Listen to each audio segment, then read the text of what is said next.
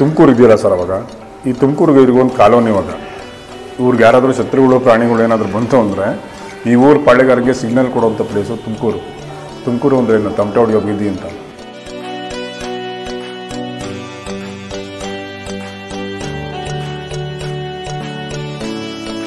ತಾಯಿ ಆದಿಶಕ್ತಿ ಎತ್ತಿನಹಳ್ಳಿ ಮಾರಮ್ಮ ಮತ್ತು ಇವರು ಬೇವಿನ ಮರದಮ್ಮ ಇಬ್ಬರು ಸಹ ಅಕ್ಕ ತಂಗಿಯರು.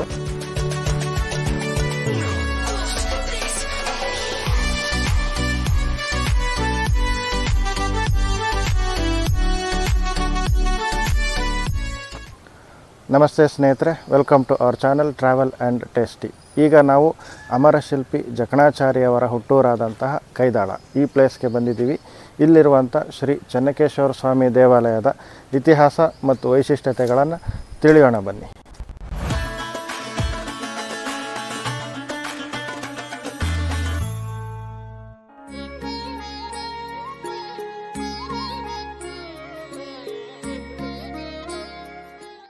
ಸ್ನೇಹಿತರೆ, ಕೈದಾಳದಲ್ಲಿರುವ ಶ್ರೀ ಚೆನ್ನಕೇಶ್ವರ ಸ್ವಾಮಿ ದೇವಾಲಯವು ತುಮಕೂರಿನಿಂದ ಕುಣಿಗಲ್ ಮಾರ್ಗವಾಗಿ ಕೇವಲ 5ರಿಂದ 6 ಕಿಲೋಮೀಟರ್ ದೂರದಲ್ಲಿದೆ.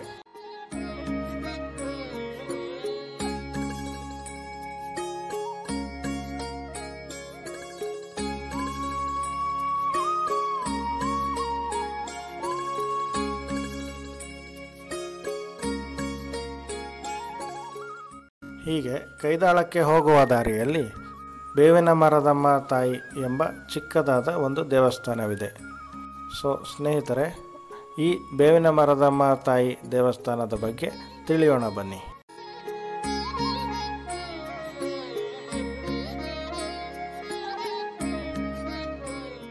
ತಾಯಿ ಆದಿಶಕ್ತಿ ತಾಯಿ ಬೇವಿನ ಮರದಮ್ಮ ತಾಯಿ ಅಂತ ಈ ತಾಯಿಗೆ ತುಂಬ ಶಕ್ತಿಶಾಲಿಯಾದಂಥ ತಾಯಿ ಇವಳು. ತಾಯಿ ನಂಬಿ ಬರುವಂತಹ ಭಕ್ತರನ್ನು ಖಂಡಿತ ಯಾವತ್ತೂ ಕೈ ಬಿಡೋದಿಲ್ಲ. ಈ ತಾಯಿ ಪುರಾತನವಾದದ್ದು. ಈ ರೋಡ್ ಮಾಡೋಕ್ಕೆ ಬಂದವನು ಇಲ್ಲಿ ಚಿಕ್ಕದೊಂದು ಗುಡಿ ಇತ್ತು. ತಾಯಿ ಹುತ್ತದ ರೂಪದಲ್ಲಿ ಆವಿನ ರೂಪದಲ್ಲಿ ನೆಲೆಸಿದ್ಲು. ಈ ರೋಡ್ ಮಾಡೋಕ್ಕೆ ಬಂದವನು ದೇವಸ್ಥಾನನ ಉಡಿಸ್ಬಿಟ್ಟು ಈ ಮರಕ್ಕೆ ಕೈ ಹಾಕಿ ಬಂದಾಗ ಅವನಿಗೆ ಕಾಣ್ದಂಗೆ ಆವಾಗ ಅವನಿಗೆ ತಾಯಿ ಶಕ್ತಿ ಗೊತ್ತಾಗಿ ಅವನು ಇಲ್ಲಿ ಜಾಗ ದೊರೆಯೋದೇ ಕಾರಣ ಅವನು ಹಿಂದೆ ಮಠದ ಜಾಗ ಇತ್ತು, ಅಲ್ಲಿ ದೇವಸ್ಥಾನ ಕಟ್ಕೊಟ್ಟ ತಾಯಿಗೆ. ಇಲ್ಲಿ ಅವನಿಗೆ ಮತ್ತೆ ಕಂಡು ಬಂತು. ಮತ್ತು ಇಲ್ಲಿ ಆ ಶಕ್ತಿ ತಿಳಿದಂಥ ಕೆಲವಾರು ಭಕ್ತರು ಈ ತಾಯಿ ಭಕ್ತಿ ಶಕ್ತಿಯನ್ನು ನಂಬಿ ಈ ಮಕ್ಕಳೆಲ್ದರು ಮದುವೆ ಆಗದಲ್ಲೇ ಇದ್ದವರು ಬಂದು ಇಲ್ಲಿ ಅರ್ಕೆ ಮಾಡ್ಕೊಂಡು ಹೋದರೆ ಖಂಡಿತ ತಾಯಿ ನೆರವೇರಿಸ್ಕೊಡ್ತಾಳೆ. ಭಕ್ತಿಯಿಂದ ಬಂದರೆ ಖಂಡಿತ ಏನೇ ಕೆಲಸ ಕಾರ್ಯ ಬೇಕಾದ್ರೂ ತಾಯಿ ನೆರವೇರಿಸ್ಕೊಡ್ತಾಳೆ. ತಾಯಿ ಆದಿಶಕ್ತಿ ಎತ್ತಿನಹಳ್ಳಿ ಮಾರಮ್ಮ ಮತ್ತು ಇವರು ಬೇವಿನ ಮರದಮ್ಮ ಇಬ್ಬರು ಸಹ ಅಕ್ಕ ತಂಗಿಯರು. ಇಬ್ಬರೂ ಸಹ ಅತ್ಯಂತ ಶಕ್ತಿಶಾಲಿ ಉಳ್ಳಂಥ ದೇವತೆಗಳು ಇವರು.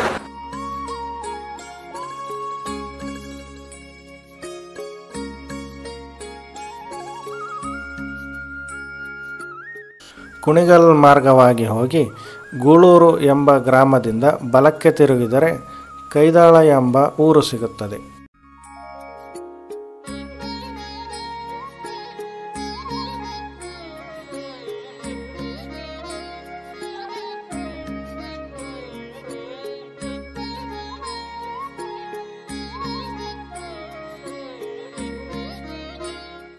ಕೈದಾಳ ಎಂಬ ಗ್ರಾಮದಲ್ಲಿ ಶ್ರೀ ಚೆನ್ನಕೇಶವ ಸ್ವಾಮಿ ದೇವಾಲಯವಿದೆ.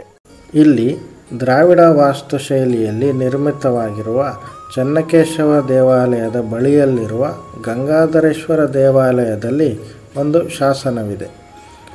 12ನೇ ಶತಮಾನದಲ್ಲಿ ಹೊಯ್ಸಳರ ಕಾಲದಲ್ಲಿ ಮೊದಲನೇ ಹೊಯ್ಸಳನಾದ ನರಸಿಂಹನ ಸಾಮಂತನಾಗಿದ್ದ ಗುಳೇಬಾಚಿ ಎಂಬುವನು ಈ ದೇವಾಲಯಗಳನ್ನು ಕಟ್ಟಿಸಿದನೆಂದು ಈ ಶಾಸನದಿಂದ ತಿಳಿದು ಬಂದಿದೆ.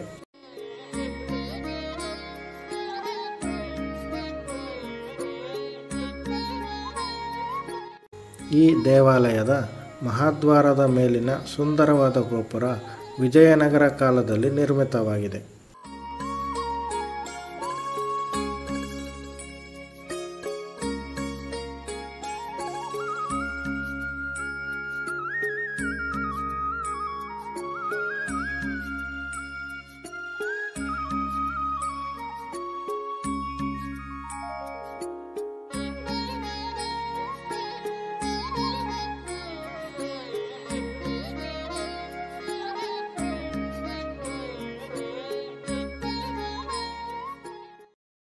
ಸ್ನೇಹಿತರೆ, ಈ ದೇವಸ್ಥಾನದ ಇತಿಹಾಸ ಮತ್ತು ಜಕಣಾಚಾರ್ಯವರ ಚರಿತ್ರೆಯನ್ನು ಈ ದೇವಸ್ಥಾನದ ಅರ್ಚಕರೊಬ್ಬರಿಂದ ತಿಳಿಯೋಣ ಬನ್ನಿ.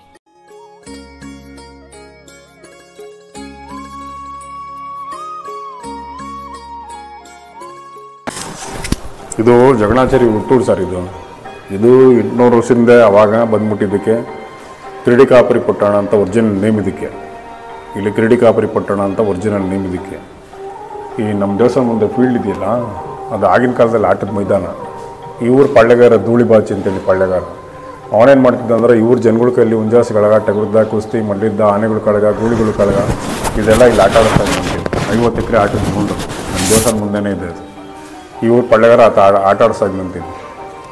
ಇಲ್ಲಿ ಒರಿಜಿನಲ್ ನೇಮ್ ಇರೋದಕ್ಕೆ ಕಿರಡಿಕಾಪುರಿ ಪಟ್ಟಣ ಅಂತಲೇ ಇದಕ್ಕೆ ಹೆಸರಿರೋದು. ಈ ತುಮಕೂರು ಇದೆಯಲ್ಲ ಸರ್, ಅವಾಗ ಈ ತುಮಕೂರಿಗೆ ಇರಿಗೊಂದು ಕಾಲೋನಿ. ಇವಾಗ ಇವ್ರಿಗೆ ಯಾರಾದರೂ ಶತ್ರುಗಳು ಪ್ರಾಣಿಗಳು ಏನಾದರೂ ಬಂತು ಅಂದರೆ ಈ ಊರ ಪಾಳ್ಯಗಾರಿಗೆ ಸಿಗ್ನಲ್ ಕೊಡುವಂಥ ಪ್ಲೇಸು ತುಮಕೂರು. ತುಮಕೂರು ಅಂದರೆ ಏನು, ತಮಟೆ ಹೊಡೆಯೋ ಬೀದಿ ಅಂತ. ಅದಕ್ಕೆ ಟುಮ್ಕೆಹಳ್ಳಿ ಅಂತ ಹಳೆ ಹೆಸರು. ಇವ್ರಿಗೆ ಯಾರಾದರೂ ಶತ್ರುಗಳು ಪ್ರಾಣಿಗಳು ಏನಾದರೂ ಬಂತು ಅಂದರೆ ಈ ಊರ ಪಾಳ್ಯಗಾರಿಗೆ ಸಿಗ್ನಲ್ ಕೊಡುವಂಥ ಪ್ಲೇಸು ತುಮಕೂರು. ಅಲ್ಲಿಂದ ಕಂಬು, ನಾರೆ, ಬಾಣಾಸಿ, ಶಂಕು, ಜಾಕ್ಟೆ ಅದೆಲ್ಲ ಹೊಡೆಯೋರಂತೆ.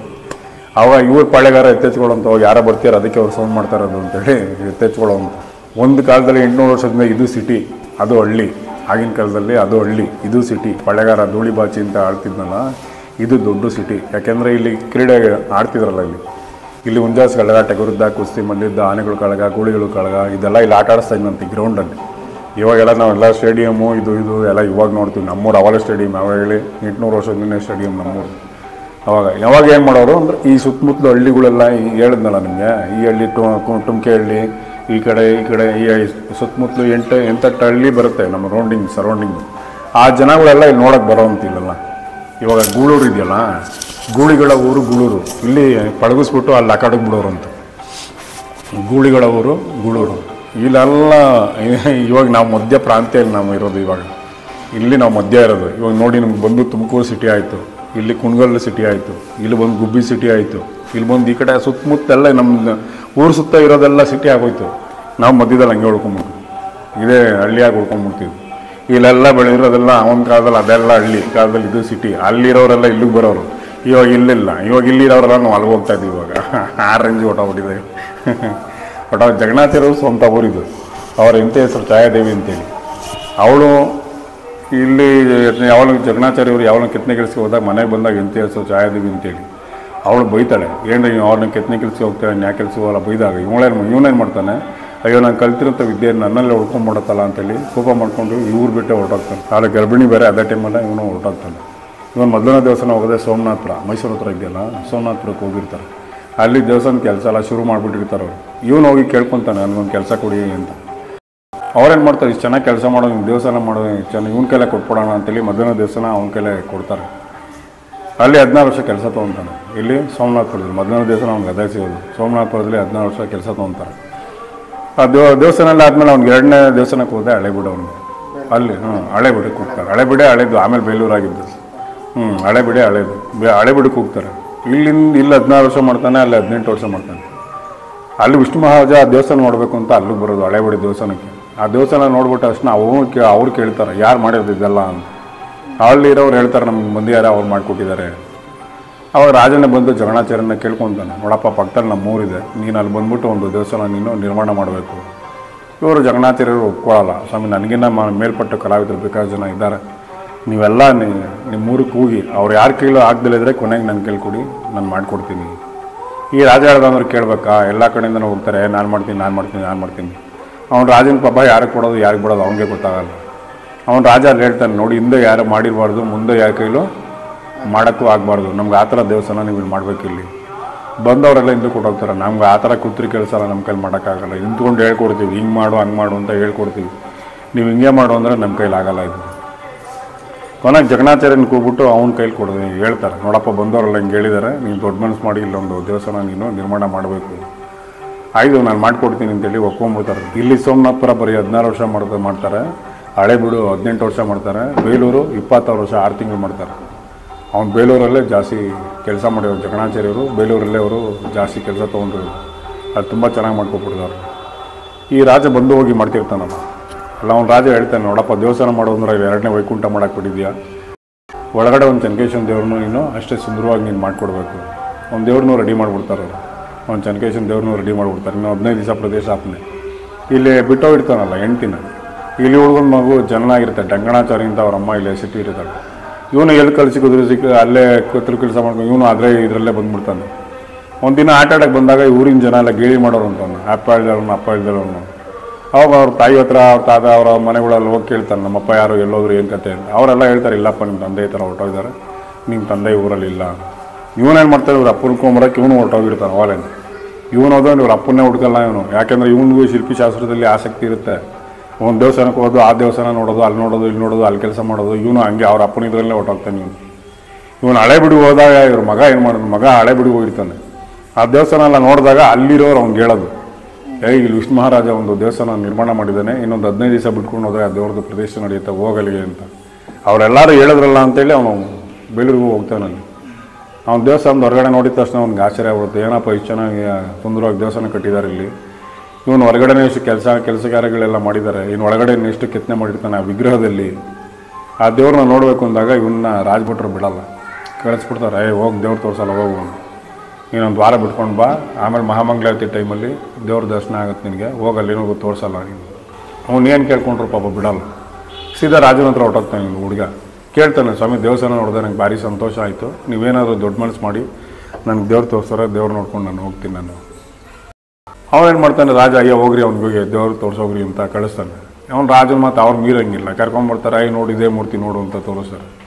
ಇವನ ಅಪ್ಪನಿಗಿನ್ನ ಬುದ್ಧಿವಂತ ಮಗ ಡಂಗಣಾಚಾರಿ, ಅವನು ದೇವ್ರು ನೋಡಿದ ತಕ್ಷಣ ಹೇಳ್ಬಿಡ್ತಾನೆ, ಸ್ವಾಮಿ ನೋಡಿ ಮೂರ್ತಿ ನೋಡೋಕ್ಕೂ ಚೆನ್ನಾಗಿದೆ, ಬಾದಿ ಮುದ್ದಗೂ ಇದೆ, ಅಷ್ಟೇ ತುಂಬ ಕೆಲಸ ಕಾರ್ಯಗಳಲ್ಲಿ ಮಾಡಿದ್ದಾರೆ ಅವರು. ಅಂದರೆ ಇದು ಮೂರ್ತಿ ಪೂಜೆಗೆ ಬರಲ್ವಲ್ಲ ಇದು. ನೀನು ದೇವ್ರು ನೋಡು ಅಂತ ನಿಂತ್ಬಿಟ್ರೆ ದೇವರೇ ಸರಿ ಇಲ್ಲ ಅಂತ ನೀನು ಹೇಳ್ತೀಯ, ಇಲ್ಲ ಇದ್ರಲ್ಲಿ ಭಿನ್ನ ಇದೆ ತೋರಿಸ್ಕೊಡ್ತೀನಿ. ಇದನ್ನು ತೊಗೊಂಡೋಗಿ ರಾಜನಿಗೆ ಹೇಳ್ತಾರೆ, ನೀವೇನೋ ದೇವ್ರು ತೋರಿಸಿ ಅಂತ ಹೇಳಿದ್ರೆ ನಾವು ದೇವ್ರು ತೋರಿಸಿದ್ರೆ ಹಿಂಗೆ ಹೇಳ್ತಾನೆ ಹುಡುಗ. ಇಲ್ಲಿ ರಾಜ ದೇವಸ್ಥಾನಕ್ಕೆ ಬರ್ತಾನೆ, ಮರಿ ಏನಾಯ್ತು ಎತ್ತಾಯ್ತು ಸ್ವಾಮಿ ನೋಡಿ ಈ ಥರ ದೋಷ ಇದೆ ಇದರಲ್ಲಿ, ಇದು ಪ್ರತಿಷ್ಠಾಪನೆಗೆ ಬರಲ್ಲ, ಮಾಡಬೇಡಿ ನೀವು. ಅವಾಗ ಪಾಪ ಜಗಣಾಚಾರ್ಯ ಅವ್ರಿಗೂ ಏನು ಮಾತಾಡೋಕ್ಕಾಗಲ್ಲ, ರಾಜನಿಗೆ ಜಗಣಾಚಾರ್ಯನ ಬರ್ಮಾಡಿಸ್ಕೊತಾರೆ. ಇವನಿಗೆ ಅಪ್ಪ ಅನ್ನೋದು ಇವನಿಗೆ ಗೊತ್ತಿಲ್ಲ, ಮಗ ಅನ್ನೋದು ಅವನಿಗೆ ಗೊತ್ತಿಲ್ಲ. ಅವನು ರಾಜ ಪ್ರಶ್ನೆ ಮಾಡ್ತಾನೆ, ನೋಡು ನೀನು ಮಾಡಿರೋಂಥ ಮೂರ್ತಿಲಿ ಈ ಥರ ದೋಷ ಇದೆ ಅಂತೇಳಿ ಹುಡುಗ ಹೇಳ್ತಾನೆ, ಇಟ್ಕೊಂತೀರ ನೀವು. ಇವನು ಹಠ ಬಿಡಲ್ಲ, ಇಲ್ಲ ತೋರಿಸಿ ನೀನು. ಆವಾಗ ಅವರು ಜಗಣಾಚಾರ್ಯವರು ವಾದ ಮಾಡಿಬಿಡ್ತಾರೆ, ಆಯಿತು ನಾನು ಮಾಡಿರೋ ಮೂರ್ತಿಲಿ ಇವಾಗ ನೀನು ದೋಷ ತೋರಿಸಿದ್ರೆ ನಾನು ಕೈ ಕಟ್ ಮಾಡ್ಕೊತೀನಿ. ಇವನು ಬೇಲೂರಲ್ಲಿ ಅದೇ ಥರ ವಾದ ಮಾಡಿಬಿಡ್ತಾರೆ. ಒಂದಿನ ಟೈಮ್ ತೊಗೊಂಬಿಟ್ಟು ಎಲ್ಲರ ಕಲ್ಲು ಶ್ರೀಗಂಧ ಅರಸಿ ದೊಡ್ಡ ಕೊಳಗಟ್ಲ ಮಾಡಿ ಆ ದೇವ್ರಿಗೆ ಹಚ್ಚಿ ಅಂತಾನೆ. ಆ ಶ್ರೀಗಂಧ ಲೇಪನ ಮಾಡಿಸ್ತಾನೆ. ಒಂದು ಸ್ವಲ್ಪ ಹೊತ್ತೆಲ್ಲ ದೇವಸ್ಥಾನ ಎಲ್ಲ ಬೀಗ ಹಾಕ್ತಾರೆ, ಒಂದು ಸ್ವಲ್ಪ ಹೊತ್ತೆಲ್ಲ ತೆಗೆದು ನೋಡ್ತಾರೆ, ಅದು ದೇವರು ಎಲ್ಲ ಭಾಗನೂ ಒಣಗೋಗ್ಬಿಟ್ಟಿರುತ್ತೆ, ಫುಲ್ಲು ಡ್ರೈ ಆಗ್ಬಿಟ್ಟಿರುತ್ತೆ. ಈ ಹೊಟ್ಟೆ ಹತ್ರ ನಾಭಿ ಹತ್ರ ಮಾತ್ರ ಹಾಗೆ ಅಸಸ್ಯಾಗಿ ಹಾಕಿ ಹೊಡ್ಕೊಂಡ್ಬಿಡುತ್ತೆ. ಅವಾಗೆ ಸುಕ್ಕೆ ತೊಗೊಂಡು ಚೆನ್ನಕೇಶನ್ ನೆನೆಸ್ಕೊಂಡು ಒಂದೇಟು ಹೊಟ್ಟೆ ಮೇಲೆ ಒಂದೇಟು ಹೊಡಿತಾನೆ. ಅಲ್ಲಿ ಕಪ್ಪೆ ಮರಳು ನೀರು ಈಚೆ ಬರುತ್ತೆ. ಇವಾಗಲೂ ಇದೆ ನೋಡಿ ಕಪ್ಪೆ ಚಿನ್ನಗರಾಯ ಅಂತ ಬೇಲೂರಲ್ಲಿ ಡ್ಯಾಮೇಜ್ ಆಗಿರೋಂಥ ವಿಗ್ರಹ, ಅದಕ್ಕೆ ಹೆಸರೇ ಅದೇ ಇಟ್ಟಿದ್ದಾರೆ, ಕಪ್ಪೆ ಚಿನ್ನಗರಾಯ ಅಂತ. ಅದನ್ನು ತೋರಿಸ್ತಾನೆ, ನೋಡಿ ಮೂರ್ತಿಲಿ ಭಿನ್ನ ಇದೆ ಅಂತ. ಯಾವ ದೇವರಲ್ಲೇ ಕೆತ್ತನೆ ಮಾಡ್ಕೊಂಡು ಕೂತ್ಕೊಳ್ಳೋದಲ್ಲ. ಅವ್ರ ಶಿಲ್ಪಿ ಶಾಸ್ತ್ರದಲ್ಲಿ ನಮಗಿನ್ನ ಶಾಸ್ತ್ರ ಇದೆ, ಅವ್ರದ್ರಲ್ಲೇ ವೆರೈಟೀಸ್ ಇದೆ. ಶ್ರೀಲಿಂಗ, ಪುಲ್ಲಿಂಗ, ನಪುಂಸಲಿಂಗ ಅಂತ ಅವ್ರ ಕಲ್ಲಲ್ಲೂ ವೆರೈಟೀಸ್ ಮಾಡ್ತಾರೆ ಅವರು. ಶ್ರೀಗೆ ಸಂಬಂಧಪಟ್ಟಿದ್ದ ಕಲ್ಲು ತೊಗೊಂಡ ಅಂದರೆ ಅವರು ಶ್ರೀದೇವಿ, ಭೂದೇವಿ, ದುರ್ಗಿ, ಕಾಳಿ, ಪದ್ಮಾವತಿ, ಲಕ್ಷ್ಮಿ ಇವನ್ನೇ ಮಾಡಬೇಕು. ಅವ್ರು ಪುರುಷಲಿಂಗ ಕಲ್ಲು ಎತ್ಕೊಂಡ್ರು ಅಂದರೆ ಆಗ ಚನ್ಕೇಶ್ವರ, ಆಂಜನೇಯ, ಗಣಪತಿ, ವೆಂಕಟೇಶ್ವರ ಇವನ್ ಗಂಟಿಗೆ ಸಂಬಂಧಪಟ್ಟಿದ್ದ ದೇವ್ರುಗಳನ್ನೇ ಮಾಡಬೇಕು. ಅವ್ರ ಅಪ್ಪ ಅಲ್ಲಿ ಉಲ್ಟಾ ಮಾಡಿರ್ತಾನೆ, ಹೌದು ನಾನು ಈ ಕಲ್ಲಲ್ಲಿ ನಾನು ಮಾಡಬಾರ್ದಾಯ್ತು, ನನ್ನ ತಪ್ಪಿದು ಅಂಥೇಳಿ ಇದಾಗ್ಬಿಡ್ತು. ಅಲ್ಲಿ ಕೇಳ್ತಾನೆ ರಾಜ, ನೀನು ಯಾರು ಏನು ಅಂತ. ಅವಾಗ ಅವನು ನಮ್ಮದೆಲ್ಲ ಹೇಳ್ಬಿಟ್ಟು ನಮ್ಮ ಅಪ್ಪ ಹಿಂಗಿದ್ದ ಹಿಂಗೆ ಹೋದ. ಅಲ್ಲಿ ಬೇಲೂರಲ್ಲಿ ಭೇಟಿ ಆಗ್ತಾರೆ. ಇವಾಗ ನೀವು ಬೇಲೂರಲ್ಲಿ ನೋಡ್ತೀರಲ್ಲ, ಅದನ್ನು ಎರಡನೇ ಚೆನ್ನಕೇಶವ ಅಂತ ಹೇಳ್ತಾರೆ. ಅಂದರೆ ಅಪ್ಪ ಮಗ ಇಬ್ಬರು ಸೇರಿ ಮಾಡಿರೋದು. ಯಾಕೆಂದರೆ ಅದು ಮಾಡಬೇಕು ಅಂದರೆ ಪ್ರತಿಷ್ಠಾಪನೆ ಮಾಡಬೇಕು, ಭಿನ್ನಾಗಿ ಹೋಗಿದೆ, ಅದು ಮಾಡೋಂಗಿಲ್ಲ. ಅದಕ್ಕೇನು ಮಾಡ್ತಾರೆ, ಅವ್ರ ಕಾಲಾವಕಾಶನೂ ಇಲ್ಲ ಬೇಲೂರಲ್ಲಿ. ಅದಕ್ಕೇನು ಮಾಡ್ತಾರೆ, ಇದಕ್ಕಿಂತ ಒಂಟು ಡಬ್ಬಲ್ ಇದೆ ಬೇಲೂರಲ್ಲಿ. ಬೇಲೂರಲ್ಲಿ 14 ಅಡಿ ವಿಗ್ರಹ, ಇಲ್ಲಿ 8 ಅಡಿ ವಿಗ್ರಹ. ಅಪ್ಪ ಮಗ ಇಬ್ಬರು ಸೇರಿ ಚೆನ್ನಕೇಶವನ ರೆಡಿ ಮಾಡಿಬಿಡ್ತಾರೆ. ಅಲ್ಲಿ ಎರಡನೇ ಚೆನ್ನಕೇಶವ ಅಂತ ಹೇಳ್ತಾರೆ. ಅದು ಮೋಹಿನಿ ಅವತಾರ ಚೆನ್ನಕೇಶವ. ಅಲ್ಲಿ ಪ್ರತಿಷ್ಠಾಪನೆ ಎಲ್ಲ ಆದಮೇಲೆ ಅವ್ನು ಹೇಳ್ದಂಥ ಕೈ ಕಟ್ ಮಾಡ್ಕೊಂಡ್ಬಿಡ್ತಾನೆ. ಅಲ್ಲಿ ಒಂದು ರಾತ್ರಿ ಮಲಗಿದಾಗ ಈ ದೇವ್ರು ಹೋಗಿ ಒಂದು ಸ್ವಪ್ನದಲ್ಲಿ ಹೋಗಿ ಹೇಳತ್ತೆ, ತಿರ್ಗಾ ನೀನು ಹುಟ್ಟೂರಲ್ಲಿ ಹೋಗಿ ನಾನು ವಿಗ್ರಹ ಮಾಡಿದರೆ ನಿನ್ಗೆ ಹೋಗಿರೋಂಥ ಬಲಗಾಯಸ್ಥಾನ ನಿನಗೆ ಕೊಡ್ತೀನಿ ಅಂತ.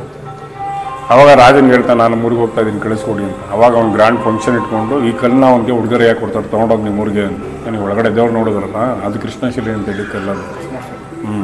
ದೊಡ್ಡ ಬಂಡೆ ಇಲ್ಲಿ ಒಂದು ಕೊಡ್ತಾರೆ. ಆನೆ ಮೇಲೆ ಒಂಟೆ ಮೇಲೆ ಕಳಿಸಿ ವರ್ಷಾನುಗಟ್ಟಲೆ ಆಗೋಗಿದೆ. ಅವ್ನಿಗೆ ಸಾಯದಲ್ಲಿ ಕೈ ಬೇರೆ ಇಲ್ಲ, ಆಯುಸ್ ಬೇರೆ ಇಲ್ಲ, ಬರೀ ಅರ್ಧ ದೇವಸ್ಥಾನ ಅರ್ಧ ಸಲ ಬರೀ ಬೇರೆ ದೇವಸ್ಥಾನದಲ್ಲೇ ಕಳೆದ ಅವನು. ಲಾಸ್ಟಾಗಿ ಈ ಊರಿಗೆ ಬಂದ, ಅವ್ನ ಸ್ವಂತ ಊರಿಗೆ. ಅವ್ನು ನೋಡ್ಕೊಂಡು ಇಡೀ ದೇವಸ್ಥಾನನೇ ಮಾಡಬೇಕು. ಅವ್ನ ಸ್ವಂತ ಊರು ಅಂದರೆ ಇಡೀ ದೇವಸ್ಥಾನನೇ ಮಾಡಬೇಕು ಅಂತ ಅವ್ನು ಆ ಕಡೆ ಎಲ್ಲ ಹೋಗಿ ಕೊನೆಗೆ ಇಲ್ಲಿಗೆ ಬಂದ. ಇಲ್ಲಿಗೆ ಬಂದರು. ಈ ದೇವಸ್ಥಾನ ಎಲ್ಲ ಮಾಡೋಕ್ಕೆ ಅವ್ರ ಕೈಲಿ ಕಾಲ ಪಾಪ ಆಗಲ್ಲ, ವಯಸ್ಸಾಗಿದೆ, ಸಾಲದಲ್ಲೇ ಕೈ ಬೇರೆ ಇಲ್ಲ ಅವ್ರಿಗೆ. ಅದಕ್ಕೆ ದೇವರಲ್ಲಿ ಸಂಕಲ್ಪ ಮಾಡ್ಕೊತಾರೆ, ನೀವು ಕೊಟ್ಟಿರೋಕ್ಕೆಲ್ಲ ನಾನು ಏನು ಮಾಡ್ಬೋದು. ಅದಕ್ಕೇನು ಮಾಡಿದ್ದಾರೆ, ಕೆಳಗಡೆ ಎಲ್ಲ ಬ್ರಹ್ಮ, ಮೇಲೆ ಎಲ್ಲ ಈಶ್ವರ, ಶ್ರೀದೇವಿ, ಭೂದೇವಿ, ಶಂಕು, ಚಕ್ರ, ಗದಾ, ಪದ್ಮ, ದಶಾವತಾರ, ಪೀಠದಲ್ಲಿ ಗರುಡ. ಇಲ್ಲಿ ಜಯ ವಿಜಯ ಎದುರುಗಡೆ ಒಂದು ಗರುಡನ ದೇವಸ್ಥಾನ ಮಾಡಿದ್ದಾರೆ. ಪಕ್ಕದಲ್ಲಿ ಒಂದು ಈಶ್ವರನ ದೇವಸ್ಥಾನ ಇದೆ. ಅಲ್ಲಿ ಬೇಲೂರು ತನ ಕಂಬ, ಒಂದು ಬಸವಣ್ಣ, ಒಂದು ನಂದಿ. ಈ ಊರಿನ ಇತಿಹಾಸ ಹಳಗನ್ನಡದಲ್ಲಿ ಬರ್ತಿದ್ದಾರೆ. ಇಷ್ಟು ಕೆಲಸ ಮಾತ್ರ ಇಲ್ಲಿ ಜಗನ್ನಾಚಾರಿ ಮಾಡಿರೋದು. ಆತನ ಭಕ್ತಿಗೆ ಮೆಚ್ಚಿರೋಗ್ರಂಥ ಕೈ ಇಲ್ಲಿ ಬರುತ್ತೆ. ಅವಾಗ ಕ್ರೀಡಿಕಾಪುರಿ ಪಟ್ಟಣ ಹೆಸರು ಹೊರಟೋಯ್ತು. ತಿರ್ಗಾ ಜಗನ್ನಾಚಾರಿ ಕೈ ಬಂದಮೇಲೆ ಕೈ ಕೊಟ್ಟ ದಳ ಕೈ ದಳ. ಕೈ ದಳ ಅಂತ ಇರೋದು, ದಾದಿರ್ಗ ದಾ ಇಲ್ಲ, ಕೈ ದಳ. ದಳ ಅಂದರೆ ಹಸ್ತ, ದಾಳ ಅಂದರೆ ಪಗಡೆ ಆಗಿಬಿಡುತ್ತೆ. ನಾವು ಕೂಗೋದೆಲ್ಲ ರಾಂಗ್ ವರ್ಡ್, ಈಸಿ ಆಗುತ್ತೆ ಅಂತೇಳಿ ದಾಳ ಕೈದಾಳ ಅಂದ್ಬಿಡ್ತಾರೆ. ಕೈ ದಳ ಅಂತಲೇ ಹೇಳಬೇಕು. ಆಮೇಲೆ ಬೇಲೂರು ಚೆನ್ನಕೇಶವ, ಈ ಚೆನ್ನಕೇಶವ ಕರೆಕ್ಟಾಗಿ ಇದ್ರ ಬದುರಿಗೆ ಇರೋದು. ನಮ್ಮ ದೇವ್ರ ಪಶ್ಚಿಮಕ್ಕಿದೆ, ಆ ದೇವ್ರ ಪೂರ್ವಕ್ಕಿದೆ. ಕರೆಕ್ಟಾಗಿ ಇದ್ರ ಬದುರಿಗೆ ಇರೋದು. ಇದೇ ಜಗನ್ನಾಚಾರಿ ಕೊನೆ ವಿಗ್ರಹ, 1000 ವರ್ಷದ್ದು. ಇದೇ ಲಾಸ್ಟ್.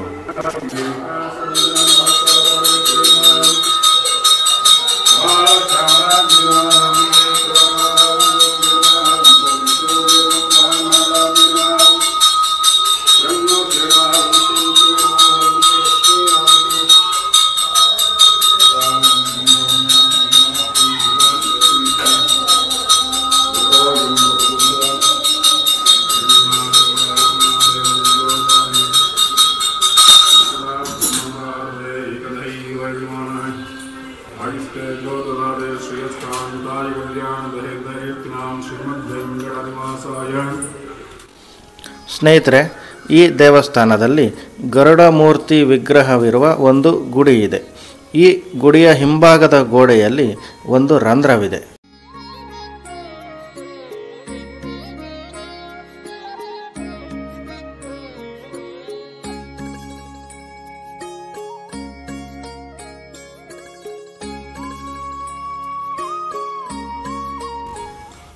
ಪ್ರತಿ ವರ್ಷ ಸಂಕ್ರಾಂತಿ ಹಬ್ಬದ ದಿನದಂದು ಸೂರ್ಯಾಸ್ತನಾಗುವ ಸಮಯದಲ್ಲಿ ಸೂರ್ಯನ ಕಿರಣಗಳು ಈ ಗೋಡೆಯಲ್ಲಿನ ರಂಧ್ರದ ಮೂಲಕ ಪ್ರವೇಶಿಸಿ ಗರುಡ ಮೂರ್ತಿಯ ಕಿವಿಯ ಕೆಳಭಾಗದಲ್ಲಿರುವ 2 ರಂಧ್ರಗಳ ಮೂಲಕ ಪ್ರವೇಶಿಸಿ ನಂತರ ಮುಖ್ಯ ದೇಗುಲದ ಕಿಟಕಿಯ ಮೂಲಕ ದೇಗುಲದ ಒಳಕ್ಕೆ ಪ್ರವೇಶಿಸಿ ಶ್ರೀ ಚೆನ್ನಕೇಶವ ಸ್ವಾಮಿಯ ಪಾದವನ್ನು ಸ್ಪರ್ಶಿಸುತ್ತದೆ.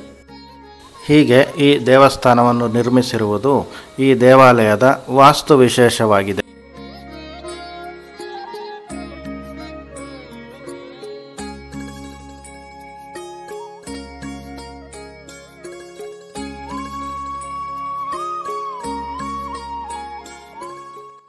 ಸ್ನೇಹಿತರೆ, ಶ್ರೀ ಚೆನ್ನಕೇಶವ ದೇವಾಲಯದ ಪೂರ್ವದಲ್ಲಿ ಗಂಗಾಧರೇಶ್ವರ ದೇವಾಲಯವಿದೆ. ಈ ದೇವಾಲಯವು ದ್ರಾವಿಡ ಶೈಲಿಗೆ ಸೇರಿದ್ದು, ಇದರ ನವರಂಗದಲ್ಲಿ ಹೊಯ್ಸಳ ಶೈಲಿಯಲ್ಲಿ ಕೆತ್ತಲಾದ ಕರಿಕಲ್ಲಿನ ನಯವಾದ ಕಂಬಗಳುಂಟು. ಈ ಕಂಬಗಳ ಕೆಳಭಾಗದ 4 ಪಕ್ಕಗಳಲ್ಲೂ ಬ್ರಹ್ಮ, ವಿಷ್ಣು, ಭೈರವ, ಕೃಷ್ಣ, ಗಣಪತಿ, ವೀರಭದ್ರ ದೇವತೆಗಳ ಉಬ್ಬು ಚಿತ್ರಗಳನ್ನು ಕೆತ್ತಲಾಗಿದೆ.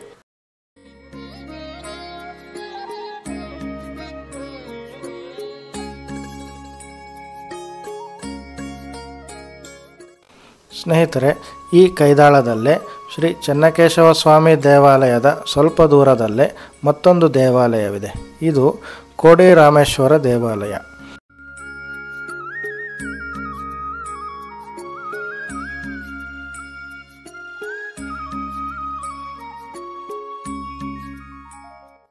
ಈ ದೇವಾಲಯವನ್ನು ಕೂಡ ಮೊದಲನೇ ಹೊಯ್ಸಳ ದೊರೆಯಾದ ನರಸಿಂಹನ ಸಾಮಂತ ಗುಳಿಬಾಚಿದೇವನು 12ನೇ ಶತಮಾನದಲ್ಲೇ ನಿರ್ಮಿಸಿದನಂತೆ.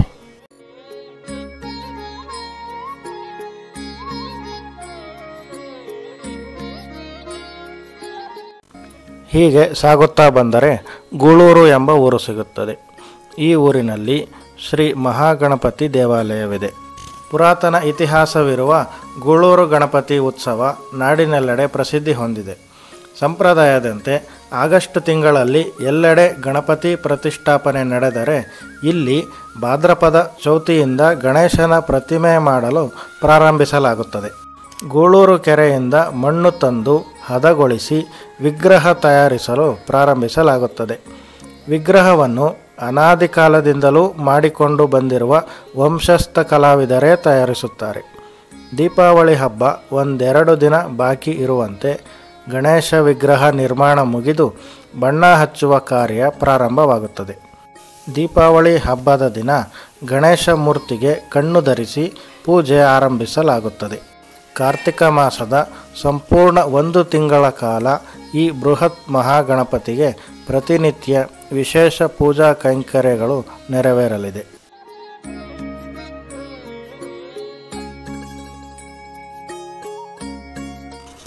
ಸ್ನೇಹಿತರೆ, ಈ ಎಲ್ಲ ದೇವಾಲಯಗಳ ಹತ್ತಿರವೇ ಇರುವಂತಹ ಒಂದು ಒಳ್ಳೆಯ ಹೋಟೆಲ್ನ ಎಕ್ಸ್ಪ್ಲೋರ್ ಮಾಡೋಣ ಬನ್ನಿ. ಇದುವೇ ನಿಸರ್ಗ ಮಲ್ಲಿಗೆ ಇಡ್ಲಿ ಹೋಟೆಲ್. ಈ ಹೋಟೆಲ್ ಕುಣಿಗಲ್ ರೋಡ್ನಲ್ಲಿರುವ SSIT ಕಾಲೇಜ್ ಹತ್ರ ಇದೆ. ಈ ಹೋಟೆಲ್ನಲ್ಲಿ ಪ್ರತಿದಿನ ಮುಂಜಾನೆ ಒಬ್ಬಟ್ಟಿನ ಜೊತೆ ಇಡ್ಲಿ, ದೋಸೆ ಹಾಗೂ ತಿಂಡಿ ಪದಾರ್ಥಗಳು ದೊರೆಯಲಿದ್ದು, ಈ ಹೋಟೆಲಿನ ಎಲ್ಲ ತಿಂಡಿ ಪದಾರ್ಥಗಳು ಅತ್ಯಂತ ರುಚಿಕರವಾಗಿದೆ.